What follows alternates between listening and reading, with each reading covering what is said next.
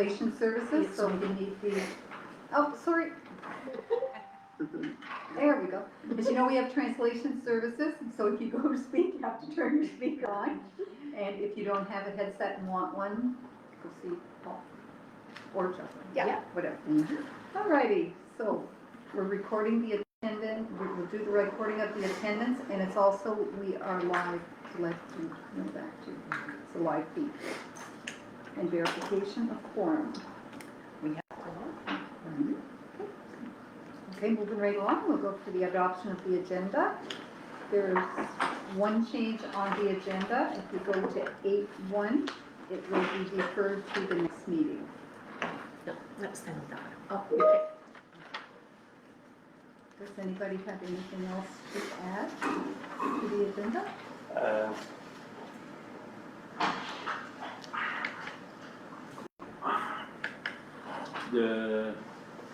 It's marked that I'm absent at the meeting, so We're on I the It's for went the here. minutes. It's when we get to the minutes. minutes. Oh, that's it, we're on the other. Anything else for the agenda? There's no other changes. Could I have a mover? And a seconder? Second. All in favor? Aye. Yep. Okay. Any conflicts of interest?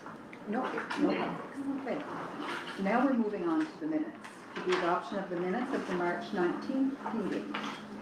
Like, oh, Like to make a change to that because I was present at the meeting. So don't know what Yeah. happened there.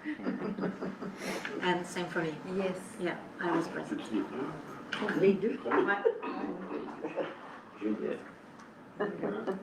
J'ai su le meeting, je l'avais ça. So we have changes to the minutes with Mike and Mary Beth. Mary are both present. Is there any other errors or omissions in the minutes? Seeing none, I would ask for a mover of the minutes with the change. Mike? Seconder? Cheryl? Thank you. All in favor? Aye. Business arising from the minutes. Justin?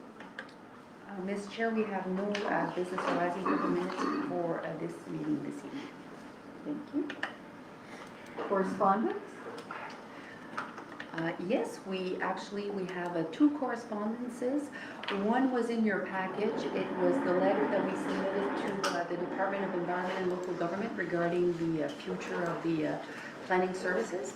So I did touch base with the department, and they told me that the letter was prepared. It's just going through the department of the minister, and we should be receiving it soon. So I should have a response for our next meeting. L'autre communiqué, l'autre lettre que nous avons, c'est celle qui se retrouve à l'écran, parce que nous l'avons seulement reçue hier. Donc, ce sont des bonnes nouvelles. La première, c'est une autorisation conditionnelle pour l'achat, pour l'emprunt pour les 3 autobus qu'on veut acheter pour le service d'autobus. Donc, c'est conditionnel à ce que tout le processus, qu'on reçoit les autres sources de financement. Donc, on doit attendre qu'on reçoit les offres de service, qu'on sélectionne le soumissionnaire. On va revenir avec ça pour passer la résolution pour octroyer le contrat. Puis là, on pourra finaliser le reste du financement avec le provincial et le fédéral. On a déjà eu la lettre, cependant, du fédéral. Là, je viens de l'avoir cette semaine. Donc, c'est conditionnel à ça, mais ça fait juste partie du processus normal de mettre en place le service là, pour le financement. L'autre partie de cette lettre-là, c'est l'octroi, c'est l'acceptation d'aller en débenture, c'est l'octroi pour les travaux de construction. Oui, c'est le financement qui est approuvé pour les travaux infrastructures pour l'année. Donc, on a reçu une lettre avec les 2 demandes qu'on avait faites auprès de la Commission des emprunts de capitaux par les municipalités. Avez-vous des questions à date pour ces 2 communications-là, ces 2 lettres-là? So far, so good? Parfait. Awesome. Now we have some presentations. The first one's by Ambulance New Brunswick, and it's Jacques Charest, but I think I see other people online with me. Yes, they will let us know. Jacques Charret, est-ce que tu m'entends bien? Oui, on t'entend bien. Parfait. On va vous laisser vous présenter. Puis, est-ce que c'est Monsieur Savoie qui va faire la présentation? Vous m'aviez mentionné tout à l'heure? Oui, c'est ça. Parfait. On vous entend bien, donc on vous laisse la parole. OK. Fait qu'on est ici en équipe, on va faire la présentation. Là, on a seulement 15 minutes, qui est un petit peu moins qu'on espérait, mais on va passer les gros points, puis on sera content de vous rencontrer à nouveau par la suite, s'il y a besoin. Mon nom, c'est Jacques Charest, je suis directeur régional pour l'ambulance Nouveau-Brunswick pour le nord de la province. Et moi, j'ai fait. Ah. Sorry. Frédéric Harvey, je suis responsable des opérations pour le district Batters. Bernie.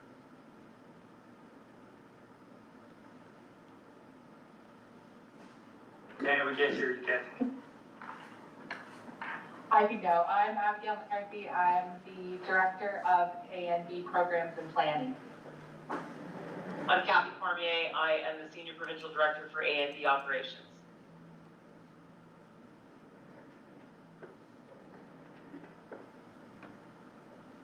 Et puis, on t'entend pas, non? On voit que ton mic est unmute, mais on t'entend pas.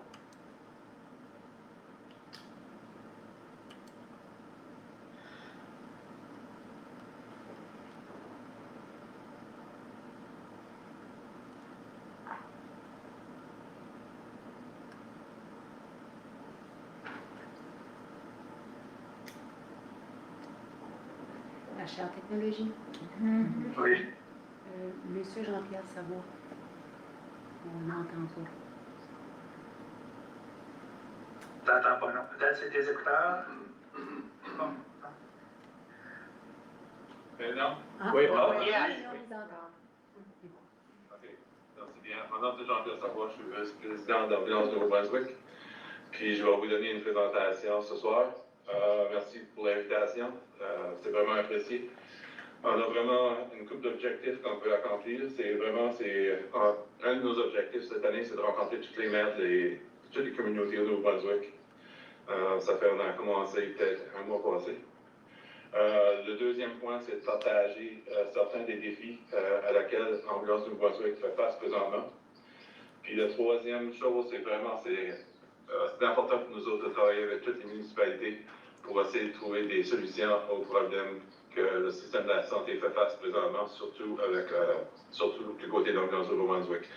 On m'avait dit que la présentation est en français, je peux le faire en anglais, je peux prendre des questions en anglais ou en français. Je vais partager mon écran.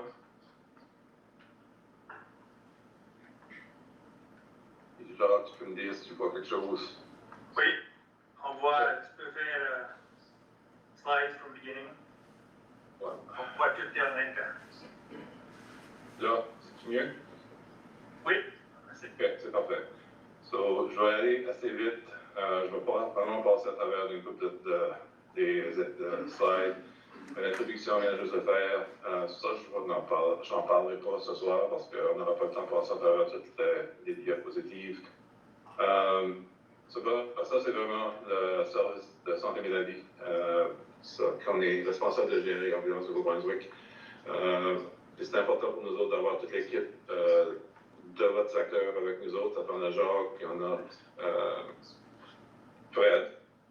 Il y a d'autres gestionnaires dans la région de Bathurst, Caraquette, Lamec. C'est l'équipe de l'équipe régionale du Nord. C'est Jacques Charest qui est le directeur, comme il l'a mentionné. On a Denis Lausier à Acadie. On a Philippe Delfleur à Edmundston. On a Julie Sullivan à Hamilton. On a Michel Passé à Saint-Quentin. On a Frédéric Harvey à Bathurst. Au Ambulance Nouveau-Brunswick, on a certains services. Officiellement, c'est les appels de 911 qui est la chose principale sur les réponses par l'ambulance 911. On a aussi le responsable des ambulances aériennes pour la province de Nouveau-Brunswick. On a aussi des champs d'activité. On a des techniciens d'urgence médicale présentement dans le système qui a été qu'on a eu il y a à peu près 2 ans. On a des paramédics en soins primaires, des PSP, des PCP en anglais. On a des paramédics en soins avancés. On est responsable de tous les mouvements entre hôpitaux ou hôpitaux, foyers de soins, etc. On a aussi un certain nombre d'unités d'intervention rapide. Ça, c'est des unités avec un paramédic qui ne transportent pas de patients, mais qui sont positionnés stratégiquement à travers la province. Et on a un centre de communication médicale qui se trouve à Moncton, au Nouveau-Brunswick. Comme tous les secteurs de la santé, Ambulance Nouveau-Brunswick fait face à des défis. Ça, c'est une liste de défis que je peux vous mentionner. On a une pénurie de main-d'œuvre, tout comme les autres secteurs de la santé. Il nous manque présentement à peu près 28% de nos effectifs de paramédics. Au cours des années, des 10 dernières années, on a eu une augmentation de demande de services. J'ai une autre chose qui vous montrer le nombre exact dans une minute. On fait face à beaucoup de retards de déchargement. Le retard de déchargement, c'est des offload delays en anglais, mais c'est quand on arrive avec les patients à l'urgence, on ne peut pas donner les patients au personnel de l'urgence parce qu'ils n'ont pas la capacité de les prendre. Présentement, une analyse qu'on a faite dernièrement démontre qu'on a pas assez de ressources pour rentrer la demande croissante de la population. L'autre défi qu'on a, c'est qu'il y a quelques fermetures de salles d'urgence partout dans la province. Puis ces fermetures-là, le résultat, c'est que le temps qu'on passe avec les patients a passé de 1 heure, et la moyenne présentement 1h27, parce que ça prend plus de temps, parce que les patients sont plus malades ou qu'il faut qu'ils passent en avant d'une urgence qui est fermée pour aller plus loin. Tous ces facteurs-là amènent des pressions sur notre personnel, surtout parce que, à cause qu'il y a un manque de personnel, il faut que les personnes qui travaillent plus fort, qui n'améliorent pas les choses aux côtés de leur morale. Puis on a un manque de supervision dans la province. Ça fait, on a des appels, des gestionnaires qui sont sur l'appel, mais dans le champ comme tel, on n'a pas de présence présentement. L'autre défi qu'on a, c'est que la population du Nouveau-Brunswick qui est ici, ça ne sera sûrement pas quelque chose de nouveau, mais c'est quand on se compare au Canada ou même à l'Alberta, le Nouveau-Brunswick a la deuxième population la plus vieille au Canada, après la Terre-Neuve. L'autre problème que j'ai mentionné, c'est que le nombre d'appels a augmenté de 32% dans les dernières 10 années. Puis depuis la pandémie est terminée, on s'attend qu'à chaque année, le nombre d'appels va augmenter de 7 à 10%. Ça fait que dans les 2 prochaines années, on s'attend que ce nombre-là va augmenter d'au moins 20%. L'autre chose, c'est les délais de déchargement, comme que je l'ai mentionné. En 22-23, on a passé 35 470 heures à attendre dans les salles d'urgence en délai de déchargement. On n'a pas pu donner les patients ou transférer les patients aux urgences. Ça, c'est l'équivalent de 2950 corps de service qu'on passe dans les urgences. Et ça amène un stress au niveau des paramédics parce que les paramédics, ils veulent travailler sur la route. Ils entendent les appels qui se passent tout autour d'eux autres quand ils sont en délai de déchargement. Ils leur causent même du stress aussi.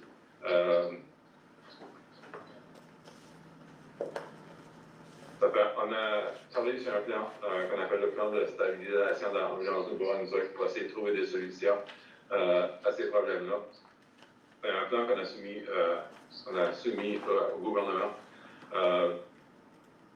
Puis on attend encore des réponses, mais vraiment le but c'est améliorer le mieux-être du personnel, favoriser un environnement de travail solidaire pour améliorer la satisfaction et le mieux-être du personnel. L'autre, c'est augmenter des nouvelles embauches et diminuer les taux d'attrition. On a contacté toutes les écoles qui offrent le cours de paramédic au Nouveau-Brunswick, puis on leur a demandé s'ils seraient intéressés d'offrir des cours satellites, comme le cours qui se passe présentement à Tracadie, En fait, on a des bonnes nouvelles de ce côté-là. On a un cours qui va commencer au mois de juillet à Miramichi.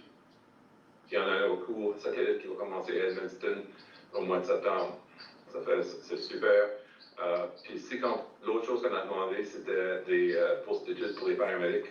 Parce que présentement, on compétitionne avec les autres provinces maritimes, les deux Prince-Édouard, la Nouvelle-Écosse et Terre-Neuve, qui offrent des QICA aux paramédics. Ça fait, si tu vas prendre un cours de paramédic dans ces provinces-là, la province, le gouvernement paye pour le cours au complet.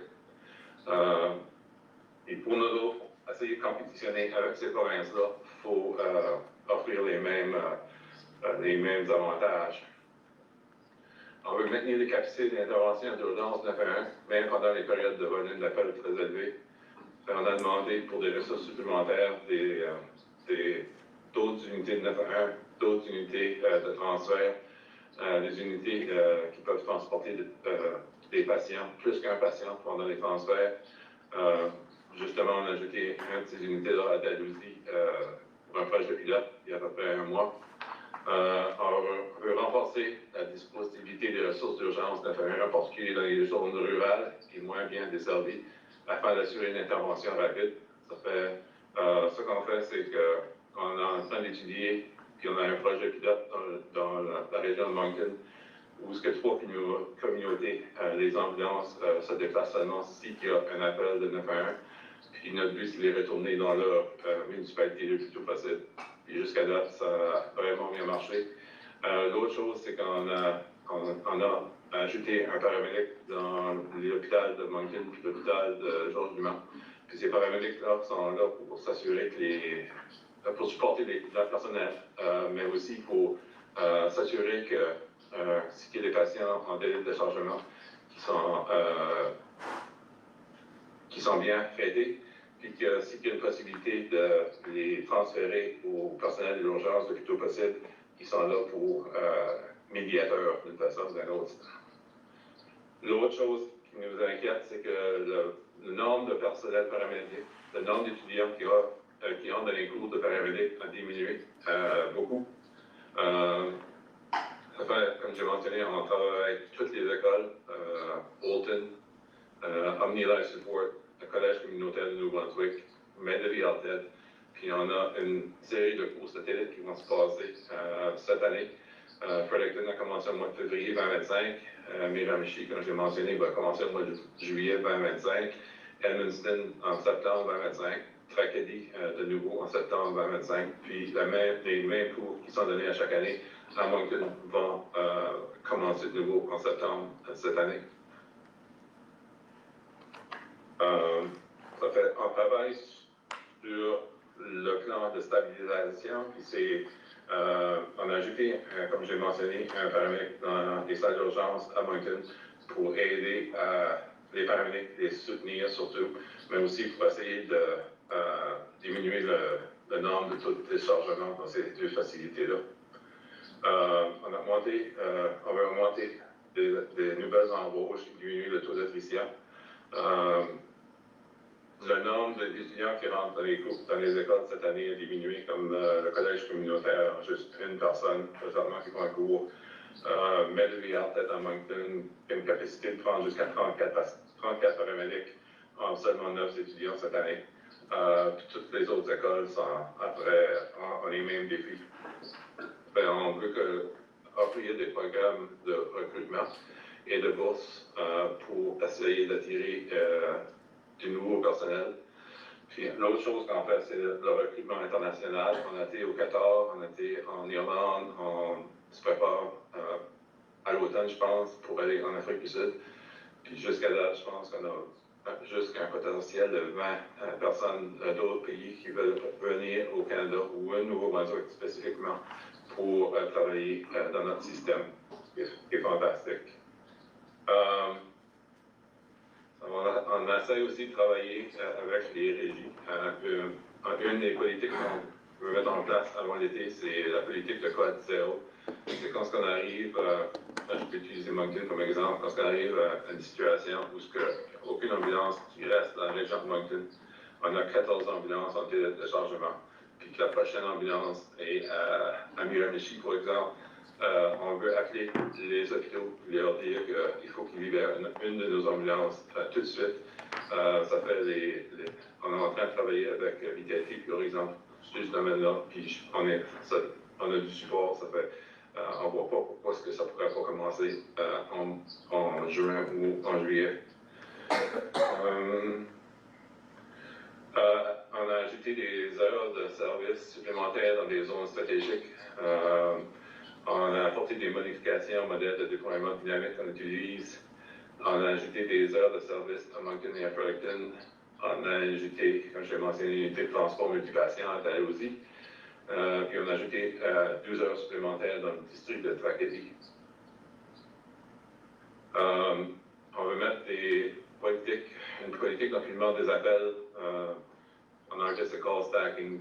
C'est que si quand on a une région où il reste juste une ambulance, puis il y a un appel de 911 qui rentre et de sévérité moindre, cet appel-là serait laissé dans notre système jusqu'à temps qu'une autre ambulance devienne disponible. Ça fait l'ambulance qui demeure en service serait assigné à un patient en état critique.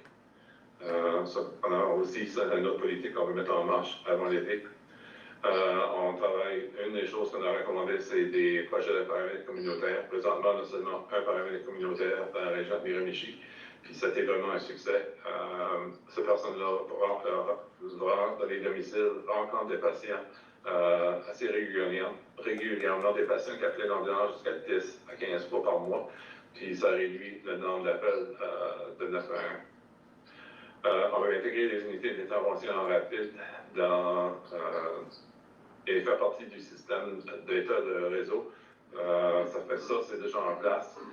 Puis on veut aussi améliorer les services de transfert qu'on offre à la population. L'autre chose que je voulais mentionner, c'est qu'on a un site web où toutes nos normes, les temps de réponse sont affichés. On va partager le site web avec le groupe. Vous pouvez aller puis regarder vos temps de réponse à votre président. Ça, c'est vraiment nos courriels électroniques, notre site web, puis toute information que vous voulez trouver sur Ambulance de Bourg se trouve sur notre site. Aussi, on est prêt aussi à rencontrer toutes les maires individuellement pour discuter de leurs problèmes dans leur région. Puis, c'est ça qui est la présentation. Je fais assez vite, mais on est ouvert à prendre des questions.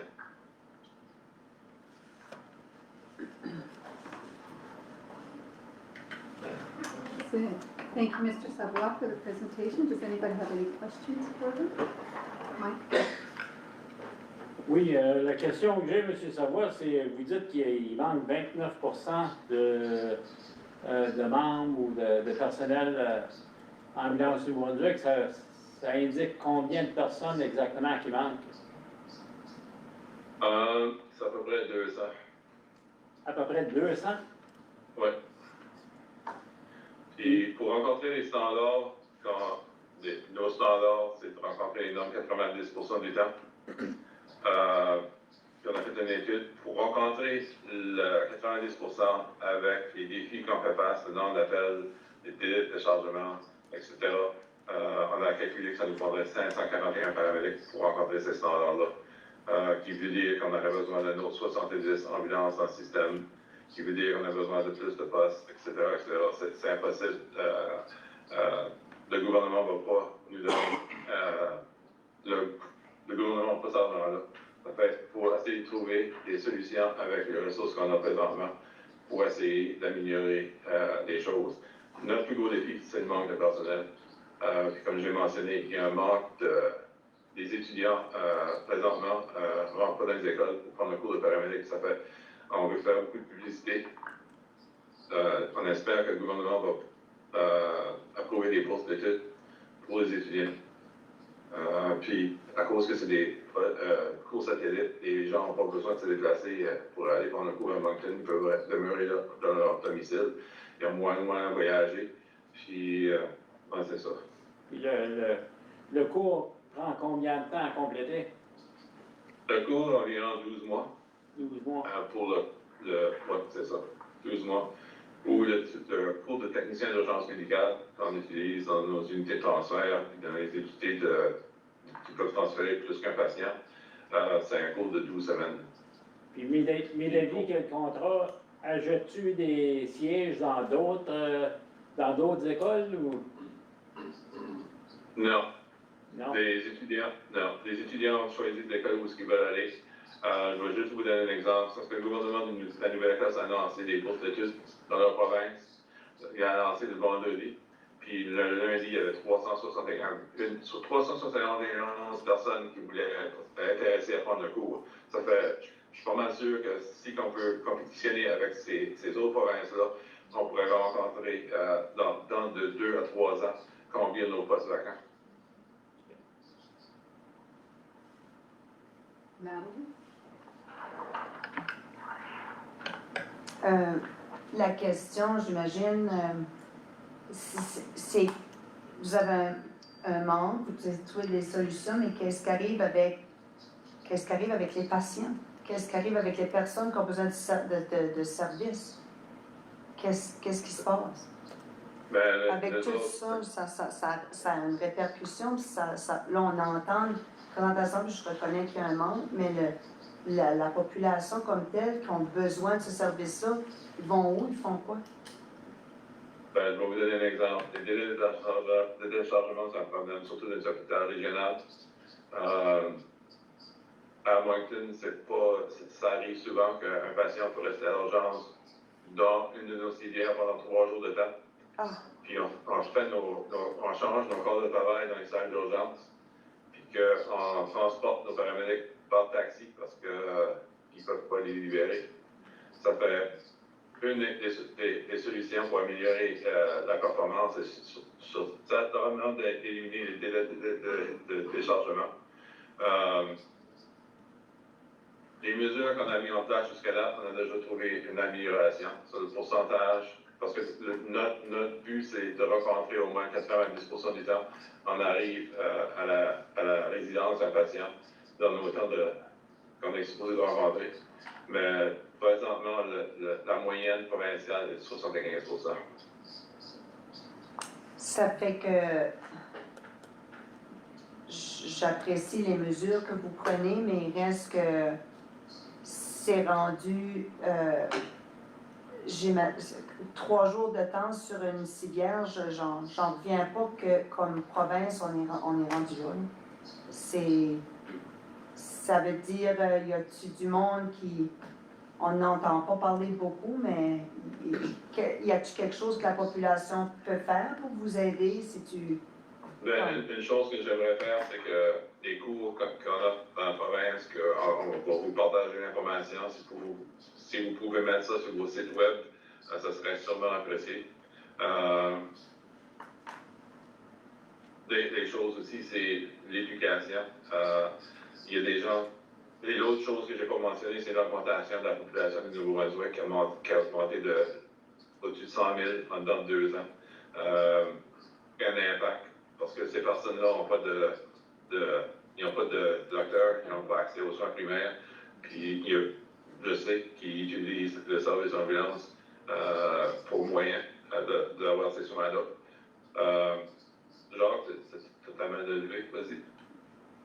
Oui, c'est ça, c'est un peu ça, pour répondre à la question qui vient d'être posée, là, c'est un peu ça qu'on voulait, justement, que tout le monde soit au courant des enjeux, parce que le but de cette rencontre-là, c'était vraiment, justement, que vous soyez au courant, parce qu'on sollicite votre collaboration, vraiment, on veut travailler en équipe avec vous autres, on veut continuer à promouvoir les cours de paramédic, comme que j'ai fait mentionner, parce que le problème numéro 1, 2, 3, selon moi, c'est le manque de personnel. Il faut vraiment qu'on continue à recruter de plus. Là, vous a demandé si c'est possible de partager ces informations-là sur vos plateformes, vos contacts, parce qu'on essaie vraiment de remplir les cours. Il faut qu'on fasse quelque chose de mieux ce qu'on faisait. On a toujours essayé, on a essayé de donner des cours dans le Nord dans les années précédentes. On a eu 5 applicants, 3 applicants. On ne peut pas continuer comme ça. Il faut qu'on remplisse des classes de 20-30. C'est un peu pour ça qu'on voulait avoir votre collaboration pour essayer de partager le message. Avec les populations vieillissantes, tous les autres facteurs qui nous... 10 ans passés, on avait assez d'unités en général pour répondre aux problèmes, aux volumes d'appels et aux transferts. Tout le monde, à cause de population vieillissante, population croissante, on a aussi les hauts délais qu'on n'avait pas les années passées. Tous ces enjeux-là font un changement. Et on n'a pas assez de ressources pour l'instant, c'est pour ça qu'on essaye de... on a aimé passer au travers du plan d'optimisation pour expliquer plus toutes les autres choses que nos recommandations du gouvernement. Mais ça pour vous dire qu'on essaie vraiment de travailler là-dessus, mais on sollicite à votre aide pour nous aider à ce moment-là, à ce niveau-là. Aussi, on a parlé des hors délai juste un dernier point. Peut-être pas trop, on a été comme 3 jours, je sais que ça vous énerve, puis c'est vrai que c'est un exemple extrême, ça n'arrive pas tous les jours. C'est plus la région Moncton qui est la plus problématique en province. Juste pour vous réconforter, si je peux appeler ça de même, à l'hôpital de Bathurst, c'est quand même important, mais dans la dernière semaine, on a eu 70 ambulances qui ont eu un certain offload delay. Puis offload delay, on qualifie ça qu'on attend 25 minutes ou plus. Fait que c'est environ 47% de nos ambulances qui ont arrivé là dans la dernière semaine qu'on avait eu des offloads. Fait que c'est quand même présent dans le Nord. Je voulais juste partager ça. I'm gonna comment and respond. It's cyclic. You got your hospitals running at 120%. You got no patient place to move the patients out of the emergency to floors. Exactly. You've got patients waiting to be transferred out of a regional hospital back to a local hospital, but the ambulances are tied up. They can't come and transfer the patients back. So it's a problem for Ambulance New Brunswick, but it's also a problem at the hospital level, I would say. That's exactly it, yes. It's systemic. Yeah, you're right. And when you, I'll just use Moncton, when you have 23 patients admitted in the emergency department, and they only have a couple beds to play with, that's one of the main reasons why we have offload delays. So you have a shortage of nurses, you have a shortage of ambulance attendants, like I say, it's cyclic. What happens, the fact that the hospitals are running at 120+% most of the days, Paul, it reflects back to your guys' on-load time too. Yeah, and this problem is not unique to New Brunswick. I'm on the Parents Chief of Canada Board of Director, and this problem is felt in every province. Just one quick question for me, and then I'll give Kim her chance. What's our wage parity like? Are we comparable to Nova Scotia and PEI, or are we ahead? Every time they renegotiate a contract, like in New Brunswick, we were ahead of Nova Scotia. They renegotiate their contract, so they're making more money than we are now.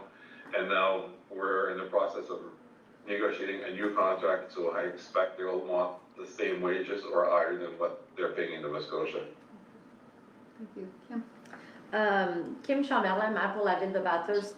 Avez-vous pensé de peut-être approcher l'Association francophone de municipalités puis peut-être avoir comme, une rencontre Teams avec toutes les maires des municipalités et faire la même chose avec Union of Municipalities? Il y a plusieurs rencontres. Je sais que cet automne, on va avoir des rencontres, là, et on va avoir nos congrès. Mais même avant le temps, écoute, vous êtes la bienvenue de venir parler à la ville de Bathurst et avec le conseil. Je pense que les maires, on sera en mesure d'essayer de faire un peu de pression sur le gouvernement provincial, surtout pour le côté de bourse. Oui. Écoute, je me porte parole ouverte là, à vous dire que je serai là pour vous appuyer, puis peut-être d'approcher la FMNB ou UMNB pour qu'on puisse avoir toutes les maires autour de la table pour avoir cette discussion-là et comment est-ce qu'on est en mesure de vous aider. Parce que si vous regardez, je vous écoute, puis j'ai la bouche bée, j'en reviens pas. Puis là, j'attends Laura qui dit, qui est une infirmière qui s'est retirée, mais qui ne peut pas se retirer parce qu'elle travaille encore à l'hôpital, au fait qu'on a un gros problème dans notre système de santé. Puis là, on est rendu côté ambulance, puis les services, puis de voir je ne savais pas qu'un coup que vous arrivez à l'hôpital, que vous ne pouvez pas quitter. Puis que vous pouvez être pris là pendant 3 jours de temps sans changer de chiffre. Parce qu'il n'y a pas personne. Mais tu ne peux pas blâmer personne parce que, comme que Laura a expliqué, ils sont à 120% sur ce côté-là. Fait j'ai appris quelque chose ce soir, j'en reviens même pas, moi. Oui, ça fait nous autres, on est prêts à avancer toutes les municipalités. On a rencontré l'exécutif du comité que vous avez mentionné. Oui. Mais on est prêt à rencontrer n'importe qui, n'importe quand. Puis je vous offre une invitation aussi. Si vous êtes à Moncton, vous venez visiter notre centre de communication, vous êtes les bienvenus. Si vous voulez nous contacter n'importe quand, tous nos courriels sont sur la présentation. Puis si quelqu'un a besoin de mon numéro de cellulaire, je suis prêt à vous le donner. Vous pouvez me texter n'importe quand. Parfait, j'ai pris votre courriel, M. Savoie. Jocelyne, est-ce que la présentation de ce soir est dans le e-scribe? Pas encore, mais Pas ce que encore. je ferai, parce qu'on l'a seulement reçu aujourd'hui, mais je vous l'enverrai par courriel. S'il vous plaît, parce que ça serait important de partager avec le conseil puis d'essayer de voir. Super. Oui. Mais j'irais probablement, je serais curieuse d'aller à Moncton, mon député maire ici aussi, là, de Bathurst, aller voir. Vraiment, tu sais, parce que quand tu vois de voix-même, de vive voix, ouais. OK. C'est notre Ça nous fait plaisir de vous Oui. recevoir. Ouais. Merci beaucoup. Thank you, Kim. Thank you again, Mr. Savoie and Mr. Charest. Is there any other questions, or will we let these gentlemen go? And ladies? Thank you to Ambulance New Brunswick. We'll move on our agenda. Thank you so much. Merci. Au revoir. Merci. Okay, next, 7.2, we have Infrastructure Work 2025, Roy Consultant, Jean-Pierre Fournier. Sorry.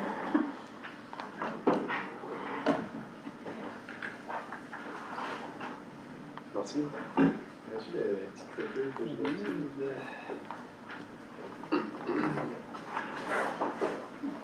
Passe le mot.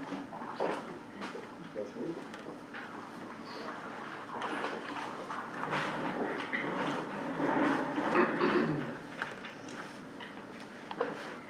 Ça serait possible de mettre ça plus à l'écran, juste pour que ce soit plus facile à changer le slide.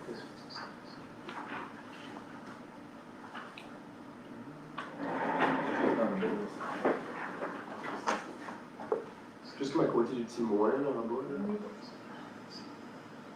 Là. L'autre côté.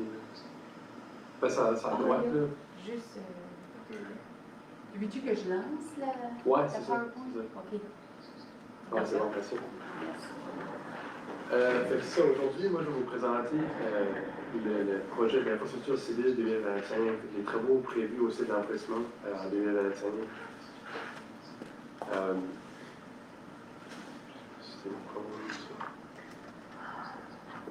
Tu as allumé? Non, t'as pas allumé, là.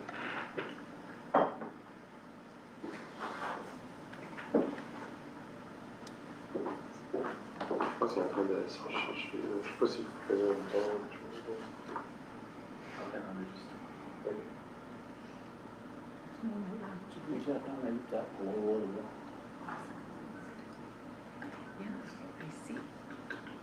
There you go.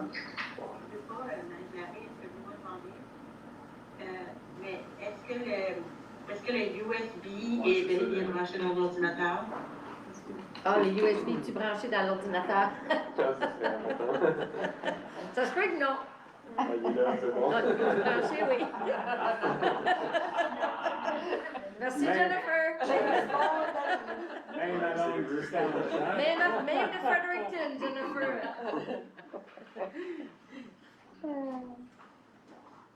Je disais justement, I was saying just before the meeting, quand les gens sont en distance comme ça, l'importance d'avoir une liste de toutes les choses avant la réunion. Et puis, ça fonctionne. Ça fonctionne, oui. Bon, merci beaucoup.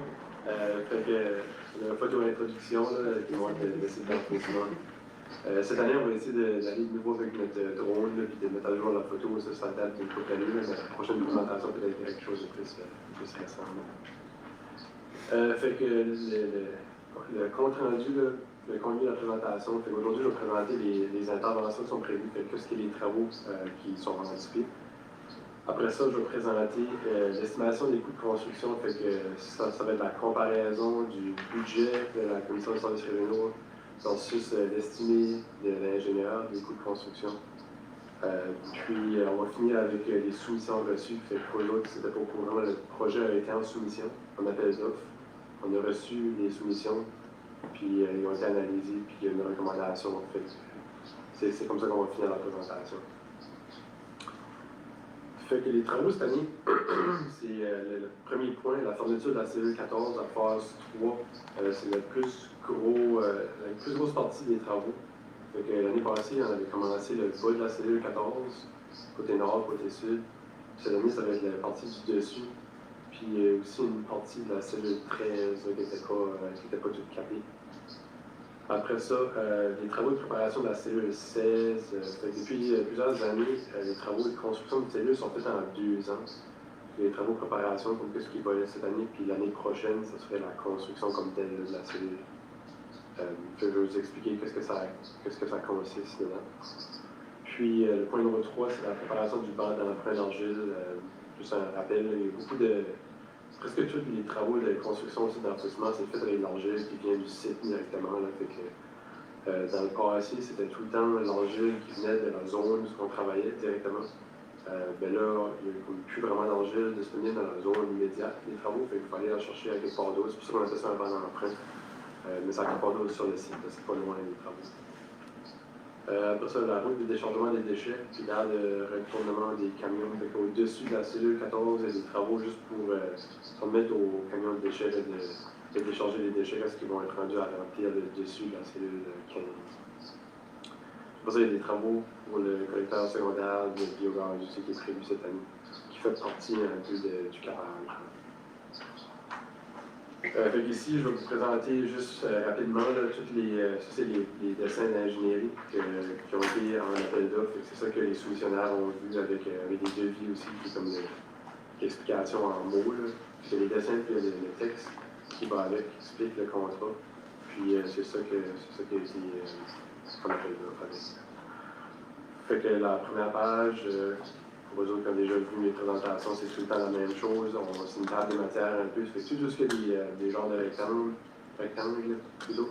C'est là qu'il y a des travaux s'épanouir. Je pense que mon point de marche. Fait qu'en bas ici, c'est là qu'il y a le banc d'emprunt d'argile. Fait que la cellule 1, elle est ici, puis ça va en montant jusqu'à 13, puis là, la 14 est dans l'autre direction, puis ça va comme par là. Fait que cette zone ici, c'est une zone qui n'a jamais vraiment été développée avant. Le chemin d'urgence du site pour sortir, il est comme là, on ne voit pas beaucoup. Là. Mais le chemin principal est ici, puis un chemin d'urgence, si jamais il y a une catastrophe qui arrive ici, les emplois peuvent sortir quand même. Fait que le banc d'emprunt, il longe le chemin d'urgence. L'année passée, on avait commencé à le préparer ou à utiliser l'argile de ce banc d'emprunt-là, puis cette année, on continue. Qu'est-ce qu'on monte en haut ici? Ça, c'est la zone de capage de cellule 14 et 13. Il y a 2 rectangles, il y en a un qui montre vraiment le capage, qui est le plus gros rectangle. Puis le plus petit, ça montre, c'est là où il y a l'aire de déchargement des camions, puis le système de biogaz aussi. Puis le gros rectangle ici, c'est la cellule 16, excusez-moi. Je sais. La 15, la 15 ici, elle est construite, elle est prête. La 16, c'est là qu'on commence à construire. Fait que les pages sont montrées ils sont divisées, les pages de dessin, avec les différentes infrastructures que j'ai mentionnées. Fait que la première page, c'est le capage de la cellule 13 et 14. Et la 13 est ici. La partie du dessus, elle avait été décapée une couple d'années passées parce qu'il manquait des déchets. Puis il y avait un gros revenu potentiel à enlever l'argile à la remettre. Là, fait que ça va être recapé cette année, si tu veux, mais aux bonnes élévations. La partie en gris plus pâle, c'est la partie du dessus qui est plus planche. Il y a quand même une pente dedans, mais c'est pas les pentes comme telles. Le gris foncé, c'est les pentes qui est 3 dans 1, 3 dans 1, c'est quand même plus à pic. Là.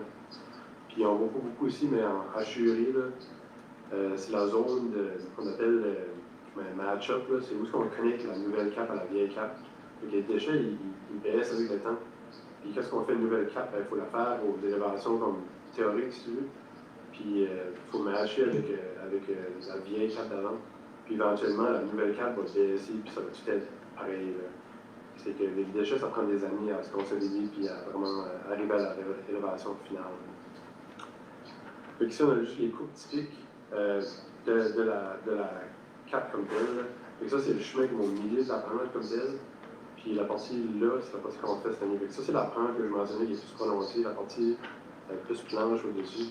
On a 3 coupes, là, ça montre la même chose en général, mais une coupe de différence, c'est pour ça qu'on en a 3. Mais la coupe comme telle, typique là, de capage, c'est du gravier en dessous, une couche de 1 pied à peu près pour le drainage des déchets. Et si l'eau ne peut pas descendre là, dans la cellule, parce qu'il y a un paquet de sacs de poubelle ou des choses comme ça, l'eau peut se promener horizontalement des fois dans les déchets, puis elle devrait trouver son chemin vers la surface ou la couche de gravier. La couche de gravier, elle se rend là-bas jusqu'en bas de la cellule, puis ça amènerait l'eau qui ne peut pas descendre juste verticalement, ça l'amènerait comme au drain là, dans le fond de la cellule. Par-dessus ce pied-là de gravier, il y a 3 pieds d'argile, et c'est ça qui imperméabilise la cellule comme telle. C'est ça qui empêche l'eau de rentrer et les gaz de sortir. Puis au-dessus de ça, il y a une couche de gravier pour le drainage, puis il y a du topsoil par-dessus, puis c'est fini avec du hydroseed, du gazon. Ici, j'ai une couple de photos qui montrent juste comme les travaux de préparation. Donc, quand on commence le capage, il faut bouger des fois un petit peu les déchets, parce qu'il faut exposer les différentes couches de gravier ou d'argile pour se connecter à ça. C'est ça qu'on voit ici. Là. C'est dur à voir sur les photos, mais il y a comme une genre de tranchée de fait dans les déchets. En dessous, dans le bas de la tranchée, il y a comme du gravier que je mentionne, la couche drainante. Il faut l'exposer pour que la nouvelle couche drainante qui va être mise par-dessus se connecte. Là. Ça soit comme un ensemble, une continuité. Puis l'argile par-dessus, c'est la même chose. On fait comme un genre de. Ça va être comme un genre d'escalier, là, puis c'est des genres de clés qu'on appelle. Puis c'est fait en sorte que ça devient comme une surface continue homogène après que c'est installé. Puis l'autre photo ici, ça montre, c'est une autre vue, là, un petit peu la même chose, c'est le dessus de la cellule comme telle. Là ici, on montre des photos du capage des déchets. Là, fait que, une fois qu'on a mis le gravier, là, on commence à mettre l'argile. Puis l'argile, quand elle est placée pas compactée, ça ressemble à ce qu'on voit en arrière ici. Ou côté là, c'est comme de la terre, si tu veux, c'est ça que ça ressemble. Quand c'est tout compacté, ben, ça devient vraiment lisse, quasiment reluisant. Pour arriver à ce résultat ici, ça prend quand même une opération vraiment spécifique, là, des rouleaux compacteurs, puis il faut ajouter de l'eau pour arriver avec une concentration d'eau vraiment précise, si tu veux, dans l'argile.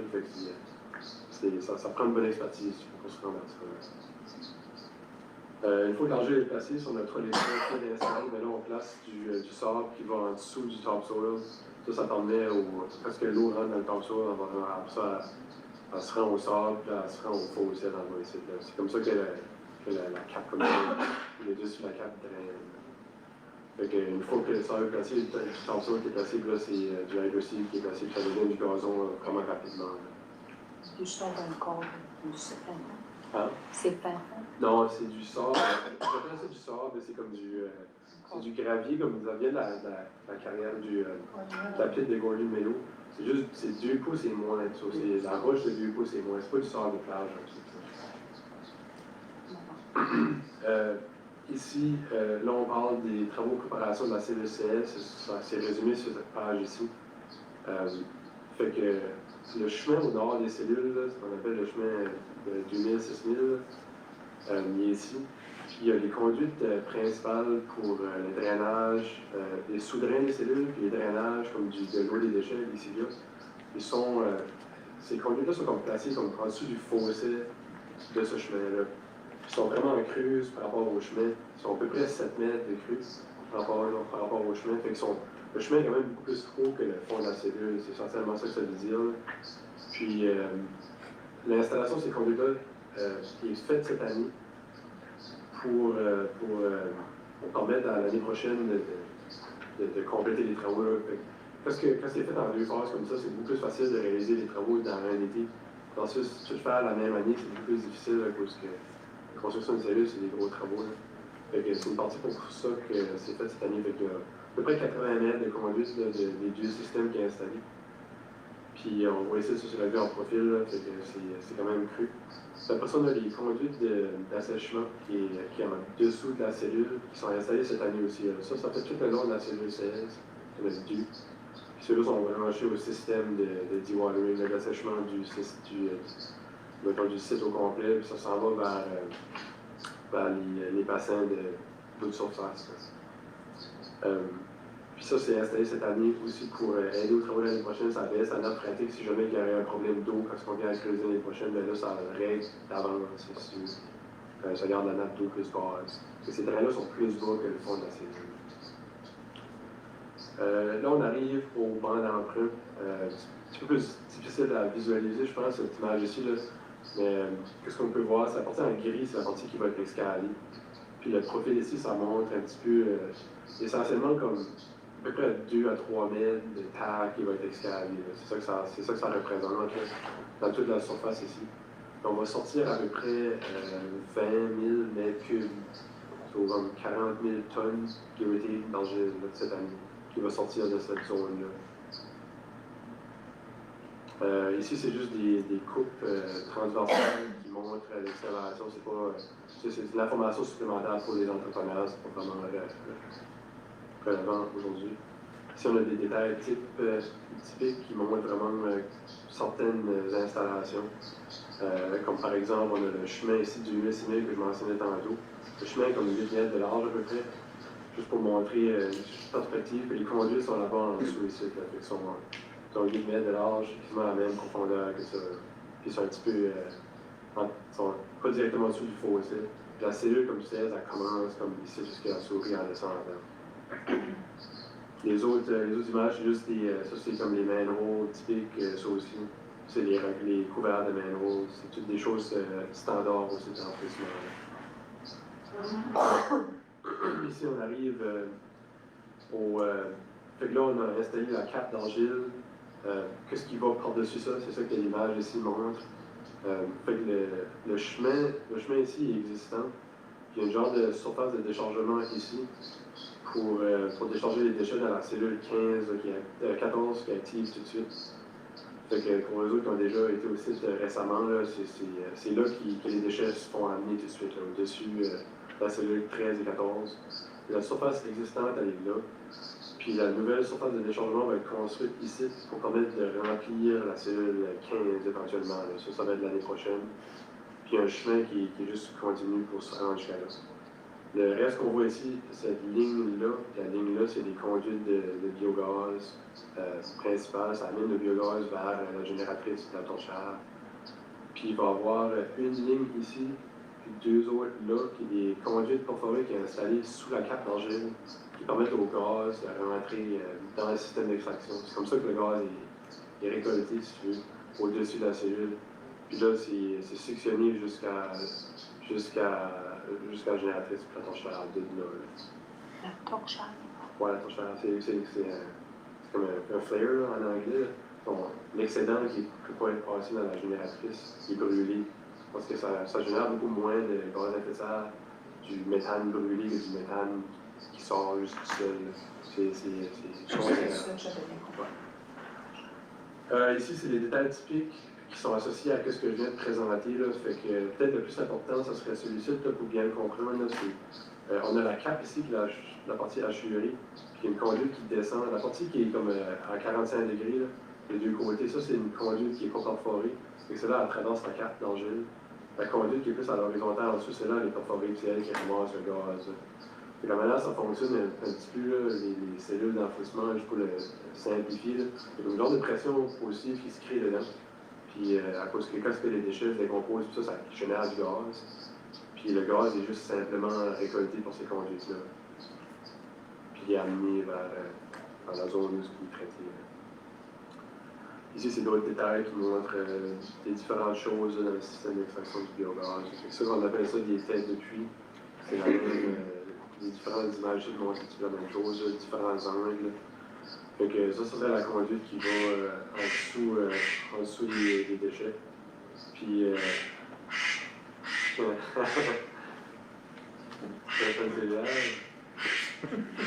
Un canard, Il a fait la même chose. Fait que c'est ça, ça montre juste des détails typiques, c'est des choses qu'il y a déjà plein là aussi d'applaudissements des tests depuis, je pense que c'est à peu près la 30e qui va être installée, ça. C'est ça que ça a l'air en vraie vie. Fait que ça ramasse le gaz qui arrive de la cellule, là. On ne voit pas la conduite, mais elle arriverait comme là. Puis ça passe à travers les conduites ici.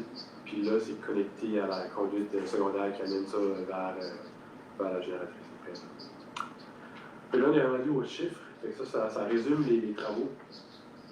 Fait que pendant la période, mettons, pré-conception, on se rencontre tout le temps où on se parle, moi et Léna, on regarde pour qu'est-ce que vous présentez le budget, là, comme en septembre. Ben, ça vient soit du plan quinquennal que vous voyez à toutes les années au dû, un retour, mais c'est le genre de mis à jour comme en septembre, un petit peu selon comme mettons, le changement dans l'industrie et ces choses-là. Fait que dans septembre passé, on s'est rencontrés ou en août, moi et Léna, on a regardé et on pensait c'est ça que ça valait, 1 550 000. Sur le vrai chiffre à Léna, un petit peu plus haut que ça, c'est 1 585 000 plus taxe. C'est à peu près 1,8 million là, le budget avec la taxe de 15 le budget de la commission. Quand on est arrivé en appel d'offres, juste avant la période d'appel d'offres, nous autres, on fait un estimé qu'on appelle l'estimé de l'ingénieur qui reflète les dessins qu'on a fait, qui reflète les travaux comme on les voit. Fait que notre opinion était un petit peu plus haute rendue à l'appel d'offres que c'était en septembre pour la valeur des travaux. Donc, on était à 1 859 000 taxes versus 1 800 000. C'est près 60 000 de plus. Puis c'est courant qu'on va quand même aller en appel d'offres avec le package tel quel, avec un genre de contingence entière, que si ça sort à notre estimé, ben, on va couper certains items pour se rendre au budget, essentiellement. Si on avait un game plan dans la transaction. Puis c'est ça. Là, on était en soumission. Puis la prochaine slide, c'est les prix qu'on a reçus. On a reçu 6 soumissions. C'est quand même impressionnant. Beaucoup des entrepreneurs locaux, d'Extu Construction, qui ne sont pas locaux en tout, qui ont sorti avec un prix beaucoup plus haut, qui est représentatif d'un contracteur d'Halifax. C'est un projet à Longueville. Mais les autres, c'est toutes des personnes au Restigouche, le plus loin. Puis personne a une couple de la péninsule, puis une couple de Bathurst. Fait que les deux plus bas soumissionnaires, 1 700 000 puis 2 millions, c'est pas mal, estimé que pas mal entre les deux. Fait que ça représente pas mal la valeur, mettons la valeur qu'on s'attendait de voir du coût des travaux. Puis vous voyez quand même un grand écart là, entre les autres après. Ça démontre probablement que les autres connaissent peut-être moins le site ou qu'il y avait plus de travail déjà, puis ils étaient moins agressifs. Là. Je pense que regarder les deux plus beaux soumissionnaires, ça représente bien la valeur du projet. Fait que, comme on peut voir, si je reviens en arrière, le budget est 1 800 000 environ, puis la plus basse soumissionnaire un petit peu en bas de 1 700 000. Fait on est à peu près 100 000 en bas du budget, qui est vraiment une bonne chose. Chemist Trucking, pour rappeler aux autres ici, ça fait, je pense, 4 ans que c'est eux autres le plus bas soumissionnaire au site d'emplacement. Ça fait que ça aussi, c'est normal, si tu veux, que la personne qui est tout le temps là connaît bien le site, peut soumissionner plus bas. Là, c'est le fun que ça arrive. Ça fait que la prochaine slide, essentiellement, notre recommandation pour la Commission de services régionaux chaleur, ce serait d'octroyer le contrat à Chemist Trucking, qui sont les plus bas soumissionnaires, qui sont qualifiés pour faire les travaux, pour la somme de 1 691 500 $ et 50 sous, incluant la taxe. Je ne sais pas si on peut mentionner ici des noms, mais vu qu'il reste 100 000 au budget, c'est possible qu'on va essayer d'entreprendre des travaux qui étaient prévus l'année prochaine pour sauver l'argent l'année prochaine, bien sûr. Pour l'instant, j'ai juste préparé une résolution pour le montant que je soutiens. Ça fait si jamais quand on va devant d'autres travaux, je vais l'amener à porter une résolution pour la différence. Okay. Je voulais le mentionner ici, là, pour si jamais que ça arrive, vous aurez un heads-up de DNA, mais aussi comme que je fais la prochaine présentation, ça se peut que le chiffre va être plus haut que ça, si qu'il y a des travaux supplémentaires. Puis je serais sûr de l'expliquer clairement qu'est-ce qu'étaient les travaux supplémentaires, qu'est-ce que c'était la valeur vraiment ajoutée à ça, si tu veux. Fait que ça résume ma présentation. Si vous avez des questions, commentaires, je suis pas pour ça. Moi, c'est juste une petite question parce que je suis pas une comptable née. Mais c'est si la présentation, le coût serait 1,8 million, OK, c'est ça qui est estimé que ça pourrait coûter, mais la personne soumet ça plus bas. Donc, c'est la personne qui est Il est, out of luck ou c'est comme... Non, c'est pas qu'il est out of luck, c'est lui pense que ça vaut ça. Nous autres, on pensait que ça valait quelque chose d'autre. Nous autres, on n'est pas des contracteurs, on est des ingénieurs, puis on base nos estimés sur les soumissions d'avant, sur qu'est-ce que le market value. On essaie sur nos estimés d'ingénieurs, on essaie d'être plus proche de la moyenne que du plus bas soumissionnaire, parce que des fois, le plus bas soumissionnaire, ça ne reflète pas nécessairement la valeur marchande, si tu veux, d'un projet. Dans le cas ici, l'écart n'est pas énorme en termes de pourcentage. C'est sûr que d'autres auraient aimé ça être à 1 950 000 ou quelque chose comme ça, parce qu'il y aurait moins d'argent sur la table. L'objectif d'un soumissionnaire qui veut pas une job, il veut être comme 100$ en bas du deuxième. Il ne veut pas être 300 000 en bas comme le cas ici. C'est ça peut-être qu'ils sont déçus un petit peu dans ce sens-là, mais ils comprennent bien le projet. Puis dans le but, juste pour résumer, il faut qu'ils font les travaux. Les autres sont lockés à ces prix-là. Ils sont lockés à ça, puis un contrat pour ça. C'est ça. Les autres, ils ont soumis des prix unitaires. Ça fait que, mettons, pour placer un mètre cube d'argile, ils ont donné un prix pour placer ce mètre cube-là. Puis ils sont lockés à ce prix-là. Puis c'est même pas tout les deux. Ça inclut les contingences aussi, ça fait que ça peut arriver au moins que ça encore. Dépendant si tout va bien, ça va. Ouais, on ça a peut pas être. 75 000, je crois, de Oui, contingence. le contingent, ça fait. Ouais, ça, ça c'est pour des imprévus. possibilité que. Contingence et les imprévus, genre. Les imprévus. OK. Ouais, si mettons l'argile qu'on excave, elle est moins bonne qualité, puis il faut l'excaver plus mettons dans OST qu'on appelle, dans OST plus ou des choses comme ça, ben, la contingence est là pour ça. Okay. Thank you. Any other questions? Seeing no other questions, then thank you, Jean-Pierre. Merci beaucoup. Moving right along to corporate and collaborative. We're going to go to banking services assessment. I know Jocelyn is doing introductions around the table, but maybe you'd like to introduce here for the people online. So for the next item on the agenda, we'll be presenting the evaluation for our financial services. So I would like to introduce our new employee, Joyce Basque, a new CPA. She is now the Director of Finances, and we're very happy to welcome her aboard because she has a lot of work to do too. She's been busy, but it's all good because she's going to be going through all our internal controls. I mean, we have everything in place, but we're due for a review, especially with the extended services that we've had, so we're very happy to welcome her. So one of her first tasks, since she's been hired on, was to do an evaluation of our banking services. And this is something that Dana and I have been speaking about for years and years, that we should go out for tender and see what the prices are out there for banking services, financial services. And je vais céder la parole à Joyce pour la suite. Merci. Je suis très heureuse d'être parmi vous ce soir. Comme Jocelyne l'a mentionné, au cours des derniers 2 mois, on a passé à l'évaluation de nos services bancaires. Puisque notre prestataire courante,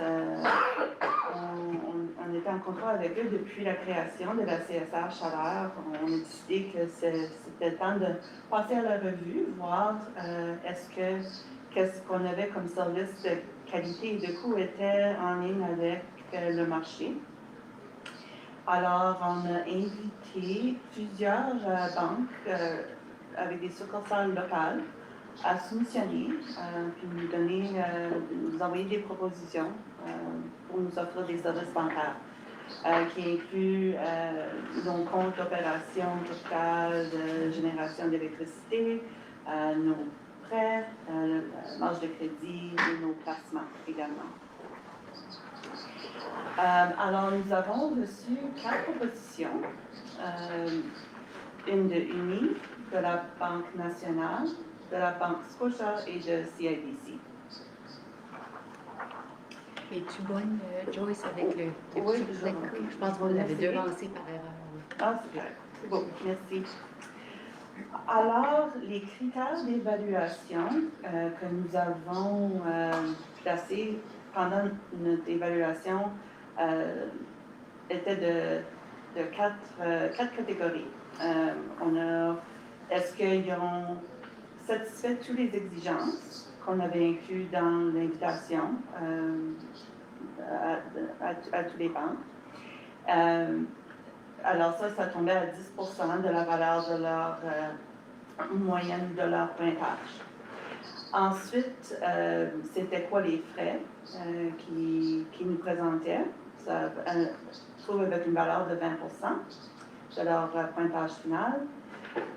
Ensuite, les coûts de financement, c'est certain, c'est le coût le plus élevé ou le plus important, où il y a le plus d'impact à nos résultats financiers. Alors, les critères du coût de financement, une valeur de 60% de leur pointage final.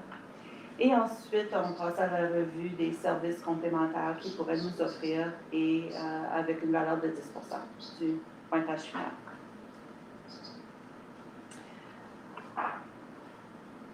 So there, on this slide, you can see our final scoring for each of the categories. And hopefully you can see each of the colors represent the bank. The legend is on the side. The requirements were fairly well met by each of the banks that presented a proposal.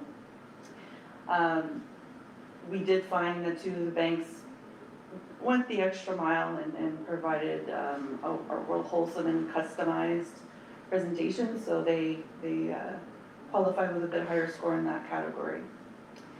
In terms of the fees, there was a clear winner or a clear bank that came out ahead, offering us a much better rate in terms of our banking fees on our monthly operating accounts and other accounts.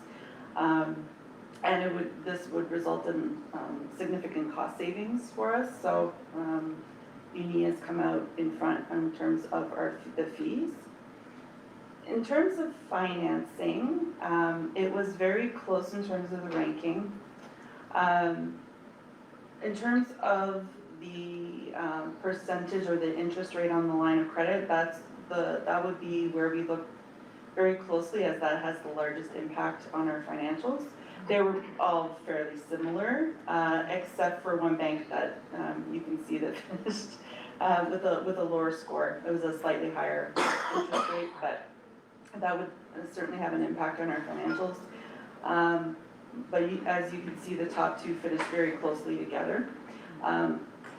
The other side of the equation for financing is also the interest rate that we would gain on our deposit balances, which also played a factor. So you can see the ranking there was fairly close between Uni and Banque Nationale. And then finally, for additional services, all banks offered extra, whether it was extra automation or additional services, but they were all fairly similar when it came to the services that they do offer. One thing that we did weigh when looking at this category was, you might offer the services, or is it something that we need as an organization? So as you can see, it was fairly close when it came down to the scoring in that category. Any questions to this point? Je me demandais pour les frais. Oui. Présentement, Uni a eu des pertes de clients. Tout ça. Alors, les frais qu'ils vous proposent, c'est pour combien de temps? Est-ce qu'ils ont nommé ça? Oh, oui, oui. On l'a inclus dans le document, dans l'invitation qui place leur soumission. Puis on a indiqué que ce serait un contrat de 5 ans de plus le reste de l'année, l'exercice 2025. Alors c'est 5 ans à partir du 1er janvier 2026 plus le restant de cette année. Et alors jusqu'au 31 décembre 2030. Alors, les frais dans le contrat, ça, c'est nos frais pour les prochaines 5 ans et demi à peu près. Puis j'ai une dernière question par rapport au service à la clientèle. Oui. Je sais que les particuliers, puis même les gens d'affaires, mais peut-être pas aussi, parce que quand même la CSR, c'était pas fameux là, dernièrement. Est-ce que c'est quelque chose que vous avez discuté par rapport à ce que vous puissiez avoir un bon suivi, si vous avez des... C'est beau d'avoir des bons prix, mais il faut avoir le service aussi. Oui, absolument. C'est certainement quelque chose qu'on a discuté et vous pouvez voir avec le pointage, c'est quelque chose qu'on a évalué avec les services complémentaires, le service à la clientèle. Et avec les pépins qu'on a peut-être eu, on va négocier avec la banque qu'on sélectionne pour s'assurer que le service à la clientèle répond à nos besoins. Oui, merci. Autre question? OK. Alors, je vais vous donner un autre exemple du classement final en chiffres. Alors, même avec le coût de financement, une valeur de 60%, qui avait eu un gros impact sur le dernier classement, c'est vraiment le frais de service que UNI nous offrait, qu'a vu remporter et ils ont terminé avec un classement du premier rang. Je voulais également vous dire qu'on a passé, 2 personnes ont fait de l'évaluation à l'interne de toutes les soumissions. Et ensuite, le comité de soutien de surveillance, on a réalisé avec eux nos résultats et notre façon d'évaluer et ils ont confirmé qu'ils étaient très confortables avec nos résultats. Oui, si je peux juste rajouter, on a rencontré 2 représentants du comité de soutien de surveillance qui se sont portés volontaires pour valider la méthodologie puis aussi réviser les résultats. Puis les 2 représentants qui se sont portés volontaires, on avait Denis Bujour qui est dans la salle ce soir. Puis on avait également justement le directeur des finances de Belleville qui s'est porté volontaire. Donc Rémi, donc je tiens à les remercier pour leur coup de main.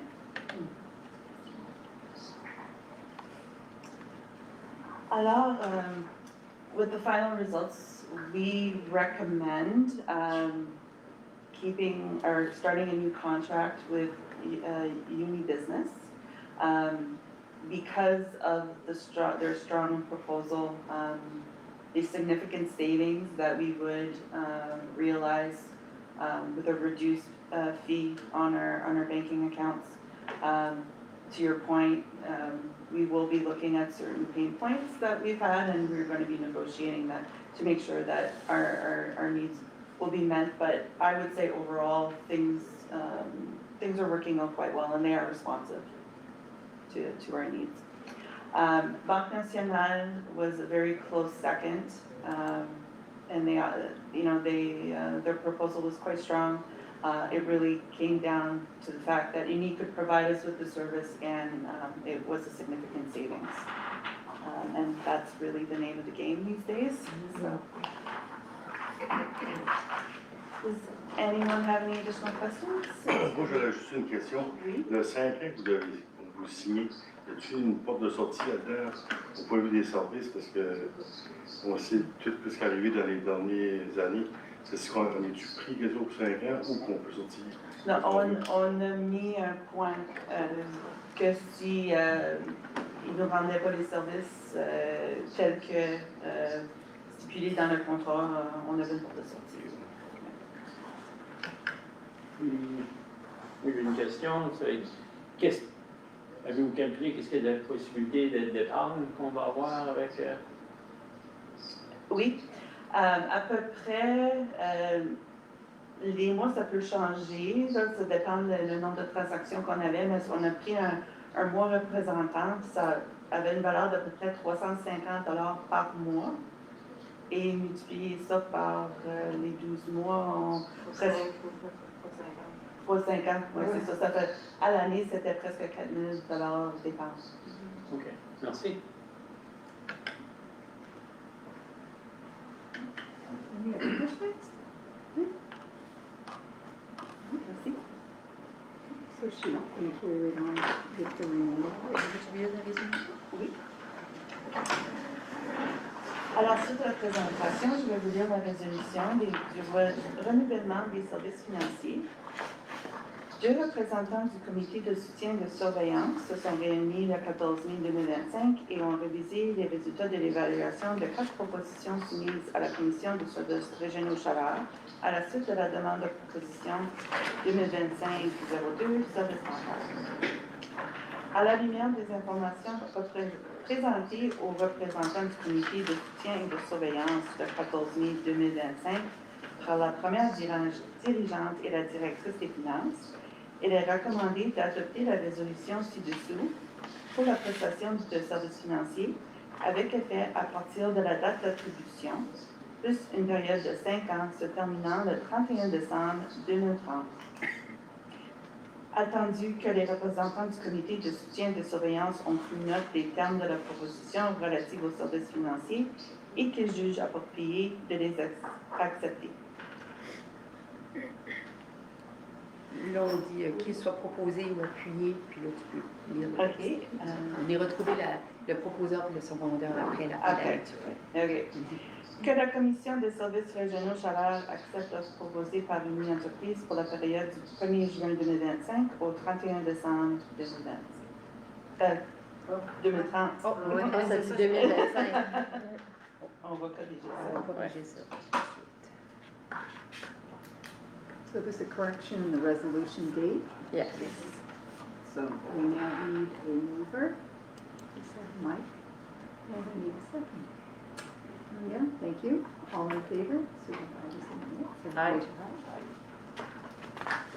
I heard one eye. Aye. All in favor? Aye. Any nays? Motion carried. So Dana, moving right on to 9.1, awarding of contract for the 2025 infrastructure work.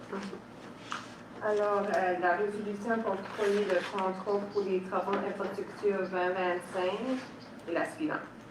Attendu que les travaux d'infrastructure 2025 ont été présentés au comité technique de surveillance environnementale le 25 mars et le 20 mai, hier soir, et que les membres du comité appuient ces travaux, attendu que le conseil d'administration de la CSA Chaleur a adopté le budget de mobilisation 2025 qui comprend les travaux d'infrastructure 2025, attendu que la soumission recommandée par le consultant répond à toutes les exigences requises dans le document d'appel d'offres, attendu que le coût prévu des travaux d'infrastructure se retrouve à l'intérieur des montants prévus au budget 2025, proposé, appuyé, que la Commission des services régionaux Chaleur octroie le contrôle d'infrastructure 2025 au plus bas soumissionnaire Kenny's Trucking Limited pour la somme de 1 691 500 et 50 cents taxes incluses.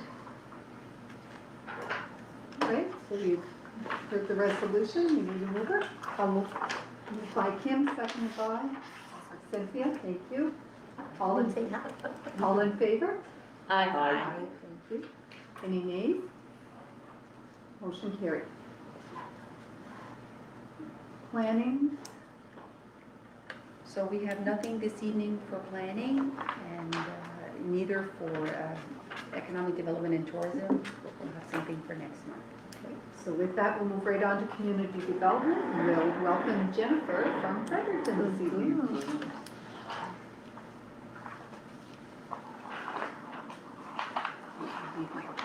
We can't hear you, Jennifer.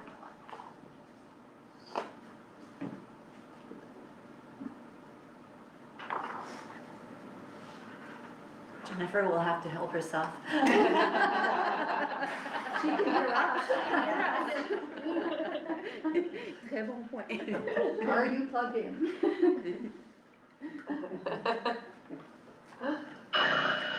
Close. We've got squeaky. Yeah. You're hearing something. We have static. No, can't hear you yet.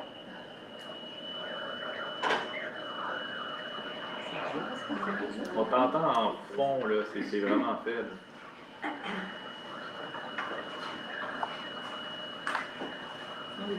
Jennifer, est-ce que toi tu nous entends? Oui? OK. On entend plutôt comme un air climatisé dans l'arrière-plan, là. Ouais, comme un statistique. Ouais, ou une statique, là. Ouais. On n'a pas d'écouteur. Hein? Non. Mais on l'attendait les tantôt. ondes.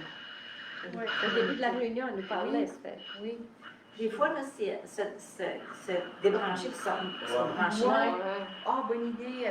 Jennifer, as-tu entendu Marie Larivière? Peut-être sortir, puis on va t'admettre de nouveau dans la réunion. On va essayer ça. Peut-être finalement, c'est toi qui vous aidez. C'est la seule chose que je saurais faire. Le reste, je sais pas. Un reset. Ouais, c'est tout ce que je Le fais. fameux meeting Zoom.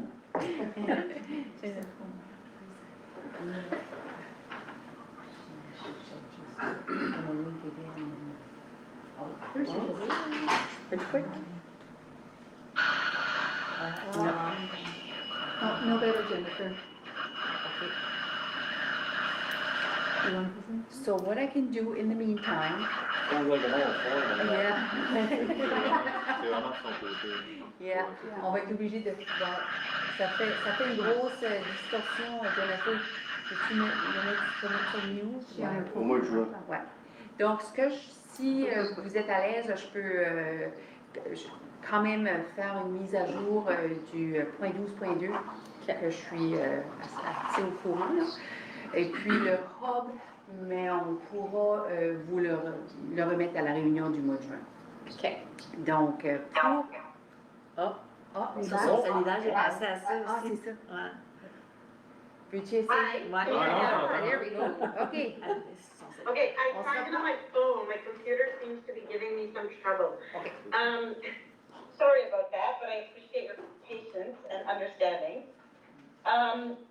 Jocelyne, voulais-tu faire la présentation pour le transport, puis je ferai le hub après, ou? On va te laisser aller de l'avant, puis je peux poursuivre avec le transport après. On va laisser l'ordre de Oui, s'il vous plaît, merci. Okay, parfait. For our food hub, we have some really exciting news of what's going on with that. So as you all know, we received funding, from the federal government, from public safety, in part, and we also received some funding from the province to allow us to start distributing universal breakfast food programs at the schools in the Schiller region, the Acadian Peninsula, and Restigouche. So for those of you who don't remember, I'm just going to do a little bit of an update. We were able to take possession of a building in Alorville, which used to be the fish shop there. And it's going to be a distribution center where we're going to be receiving food from Food Depot Alimentaire in Moncton. And then we're going to make packages, if you will, for each of the schools in the 3 regions. So that's 47 schools total. So it's very exciting. We hired Pascal Roy to join our team. So we're really excited and happy to have her. She seems to be fitting in amazing, and she hit the ground running and is doing a great job. So we are hoping to have 2 deliveries done in the Schiller region to all of the schools by the end of this school year, and then to start full programming in September, adding Restigouche and the Acadian Peninsula. So some of you may remember, there's federal funding that was promised, and then that went through the province for breakfast programs within our province. That funding all went to Food Depot Alimentaire, and then they spread it out to the different schools. So if the schools want to access the funding for the breakfast programs, they have to go through Food Depot. Our challenge in our region, Restigouche and Peninsula Acadienne as well, is that Food Depot wasn't able to service our region. So we decided that that was unacceptable and that we weren't going to allow our students to go without food just because Food Depot couldn't come up here. So that's where the idea of a hub had come from originally. So we were very excited to be able to start that and get it up and running. And we will be the largest food hub for distribution of breakfast food programs in the province. So we went from nothing to everything, from zero to hero. Does anybody have any questions regarding the food hub or the breakfast food program? Kim does. Jennifer, j'étais à Place des Jeunes justement la semaine passée. Ils ont créé cette belle zone-là avec un genre de petit déjeuner, avec leur propre petite cafétéria, un petit bistrot qu'ils l'appellent. Puis on m'avait demandé les écoles qui vont recevoir ça. C'est pas des repas chauds, là. C'est des fruits, c'est des légumes, c'est du lait. Qu'est-ce qu'ils vont recevoir? Ils étaient curieux de savoir, comme école, qu'est-ce qu'ils allaient recevoir pour les petits déjeuners. Bien, ça va dépendre des écoles. La manière dont ça fonctionne, c'est qu'il y a un genre de site web à l'interne, puis les écoles ils ont accès à ce site-là, ils vont placer une commande. Mais ils ont accès à des fruits, des légumes, des grains, du fromage, du lait, mais des produits laitiers, c'est-à-dire du lait, du yogourt, toutes sortes d'affaires. C'est pas des repas chauds dans le sens qu'on va commencer à faire cuire des bacon et des œufs dans les écoles, mais ils ont quand même accès à ces aliments-là s'ils ont les capacités à l'intérieur de l'école de pouvoir comme les transformer puis de faire les petits déjeuners. Mais sinon, ça va être des aliments qui vont être déjà préfaits. OK. Ils font des grilled cheese le matin. C'est très populaire. Ils seraient en mesure de commander, mettons, comme du fromage et du pain? Oui. OK. Je vais aviser à Mme Bellefleur de contacter. Il faut qu'ils s'inscrivent, si j'ai bien compris. Non, c'est Food Depot alimentaire qui passe par le district scolaire pour contacter toutes les écoles. OK. Puis sur le site, là, ils vont être capables de faire leur commande par après. OK? C'est exactement ça, oui. Merci. Anybody else have any questions for Jennifer on Food Hub? Thank you, Jennifer. Seeing no questions, we will now move on to the public transport pilot project. Donc, je vais vous faire un petit suivi, puis Jennifer, gêne-toi pas s'il y a des choses à ajouter, tu pourras renchérir. Donc, merci. Donc, où est-ce qu'on est rendu présentement? Ce qu'on a fait dans les derniers mois, l'équipe a préparé la demande de soumission. Ils ont aussi préparé toute la demande de financement, Jennifer, Jessica, en collaboration, je crois que c'est avec Dana. Oui. Mais éventuellement, ce travail-là va être transféré à Joyce. Donc, on a préparé toute la demande auprès de la Commission des emplois de capitaux. Puis comme on a reçu juste l'annonce dans la lettre tout à l'heure, c'est approuvé avec condition. Là, ce qui reste présentement d'ici au mois de juin, demain, je vais rencontrer Dana. On va placer la demande de soumission sur NBON. Donc là, la demande de soumission va devenir publique. Ensuite, le 12 de juin, c'est la date de fermeture qu'on va placer. Et puis, entre le 12 de juin et la date de réunion du conseil, on va rencontrer le comité de travail pour la ville de Bathurst, qui est déjà établi. Puis, on va reviser avec vous les soumissions qu'on a reçues. Ensuite, apporter une recommandation au conseil. Et puis, je sais qu'il y avait une question, dépendamment, qui est-ce qui embarque dans le projet ou pas. Si c'est seulement Bathurst au mois de juin, mais c'est Bathurst qui votera dans le cadre de la réunion régulière du mois de juin. Puis à ce moment-là, si Belleville décidait d'embarquer, à ce moment-là, elle aurait l'occasion de voter également. Ensuite, entre-temps aussi, en parallèle avec ça, on a la coordinatrice aussi du projet, Jessica Poirier, qui a rencontré toutes les parties prenantes, pas mal partout, là, j'ai donné des exemples comme le réseau Santé Vitalité, le développement social, l'association multiculturelle, la chambre de commerce Chaleur, il y en a plein là. En tout cas, elle avait pas mal toutes les différentes parties prenantes qui ont un intérêt à ce que leurs représentants ont besoin d'un service de transport. Donc, on a révisé tous les arrêts à l'intérieur de la ville de Bathurst pour commencer, mais on pourrait encore faire cet exercice-là avec les parties prenantes de la ville de Belleville ou de Belledune ou qui voudraient participer éventuellement. Donc, on a établi 2 grandes lignes de trajet qu'on va valider avec le comité avant de poursuivre. Donc, si tout va bien, on verra au mois de juin, on va être capable de vous le dire à quel moment on pourra recevoir les autobus. Puis là, on pourra vous présenter aussi en même temps un calendrier de réalisation au moment où est-ce que les autobus vont être fonctionnels. Donc, c'est ça, c'est ces informations-là qui nous manquent là, pour tout de suite, mais ça s'en vient. Avez-vous des questions par rapport à la procédure où est-ce qu'on est rendu jusqu'à présent? Je sais, je l'ai demandé tantôt, mais je vais le demander devant tout le monde. Est-ce qu'on a encore espoir qu'on pourra avoir le transport en commun en opération pour le mois d'octobre? Comme j'ai mentionné, Jennifer et moi, on avait vérifié quand même avec des fournisseurs potentiels. Puis, si on pouvait faire la demande assez rapidement là, dans le mois de juin, il pourrait avoir des possibilités qui auraient, dépendamment du type d'autobus qu'on demande, là, nous autres, on essaie de garder ça le plus standard, le moins compliqué possible. Il pourrait avoir des disponibilités d'autobus qui seraient comme les châssis seraient déjà disponibles, mais c'est une possibilité, mais c'est pas garanti. Donc, on est quand même un peu pressé dans le temps, là. On ne veut pas trop retarder le processus. Donc, on va vous apporter une résolution pour octroyer le projet à un soumissionnaire potentiel au mois de juin. Puis, on pourra vous donner la réponse à ce moment-là. D'autres questions, commentaires? Jennifer, avais-tu d'autres choses? Il y avait d'autres choses à ajouter?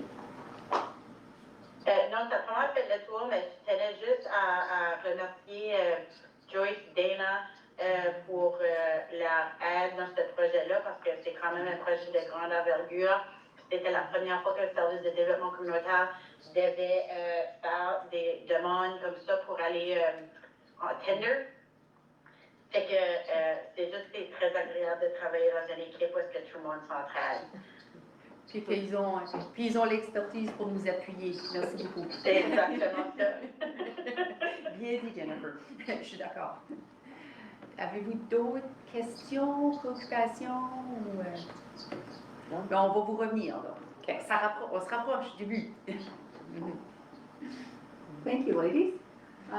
Unfinished business. Do we have anything pending? Nothing pending. No. Nothing pending? Anything under new business? I don't think there was anything added to the agenda this evening. Well, Charles wants to do his job, I guess.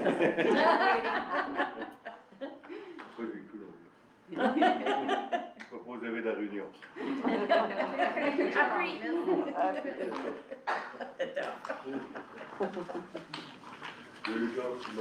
Agree.